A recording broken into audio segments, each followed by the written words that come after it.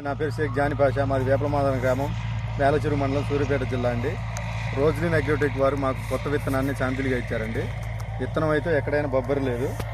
విత్తనం నెంబర్ 1 ఉందండి. విత్తనం బొబ్బరి అనేది లేదు. కాపు కూడా చిక్క కాపు చూడండి, చిక్కటి కాపు అండి. కాపు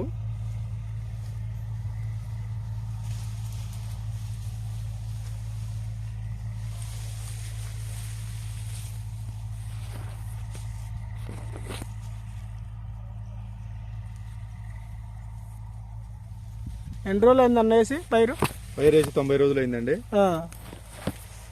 మీకు ఎట్లా ఉందన్న ఈ సేను? నెంబర్ 1 ఉందండి. విత్తనం వేసుకోదగ్గ విత్తనం అండి. అందరూ వేసుకోవచ్చు విత్తనాన్ని.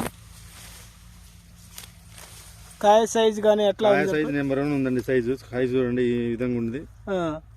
నెంబర్ 1 సైజు వచ్చిందండి. కాయ కూడా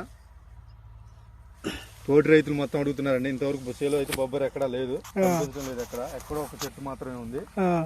ఇంతవరకు ఎక్కడా లేదు, బొబ్బరి అనేది లేదు. అన్న ఇంకో చెట్టు చూపిస్తారా? ఇవ్వండి.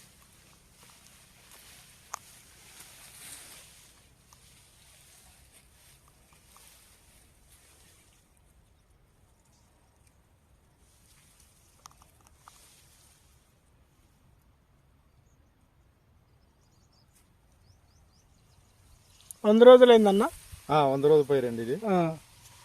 ఇప్పుడే మొత్తం లైన్గా ఉందండి. కాపు సైజుకు ఉంది. ఇప్పుడే తోట ఎక్కడైనా చూడండి, బొబ్బరి అనేది లేదు. ఎక్కడో ఒక చెట్టు మాత్రమే ఉంది. రైతులందరూ విత్తనాన్ని తప్పకుండా వేసుకోవచ్చండి. నెంబర్ 1 ఉంది విత్తనం. చూడండి, ఎక్కడ బొబ్బరి అనేది లేదండి. దగ్గర కాపు చూడండి, దగ్గర కాపు అండి. కింది నుంచి కాయలు ఉన్నాయి.